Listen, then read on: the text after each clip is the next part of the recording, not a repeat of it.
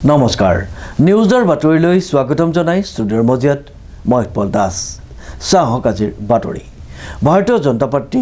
SC মৰ্চাৰ উদ্যোগত পালন কৰা হয় ৰবিদাস জয়ন্তী নিউজৰ এক ৰিপৰ্ট ভাৰতীয় জনতা পাৰ্টি অনুসূচিত জাতি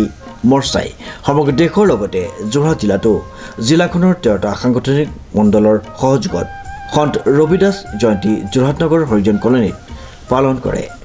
সন্ত ৰবিদাসৰ প্ৰতিচ্ছবিত বন্তি প্ৰজ্বলন আৰু মাল্য অৰ্পণ কৰে মৰ্চা যোৰহাট জিলাৰ সমিতিৰ সভাপতি অনন্ত দাসে শতাধিক লোকৰ উপস্থিতিত অনুষ্ঠিত অনুষ্ঠানত মৰ্চা জিলা সভাপতি অনন্ত দাসে সন্ত ৰবিদাসৰ ধৰ্ম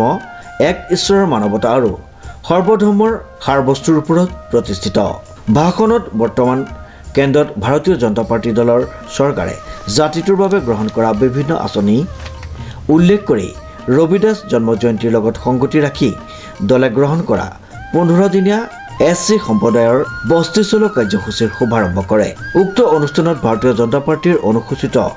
জাতি মৰ্চাৰ ৰাজ্যিক প্ৰাক্তন উপসভাপতি কামাখ্যা মোহন দাস উপস্থিত থাকি কেন্দ্ৰীয় আৰু ৰাজ্য চৰকাৰৰ বিভিন্ন উন্নয়নমূলক আঁচনিৰ ওপৰত বক্তব্য প্ৰদান কৰে অনুষ্ঠানৰ আধৰে জিলা মৰ্চা সাধাৰণ সম্পাদক ৰমেন দাস আৰু সম্পাদক গোপাল বাজপৰে অনুষ্ঠানত জিলাৰ সম্পাদক ফণীধৰ দাস ৰিণ্টু কুমাৰ দাস অনিল দাস মণ্ডল সভাপতি ভূপেন দাস বিনোদ দাস বলিন দাস দুৰ্লভ দাস ৰাকেশ ৰজক প্ৰমুখ্যে অন্যান্য কাৰ্যকৰ্তাসকল উপস্থিত থাকে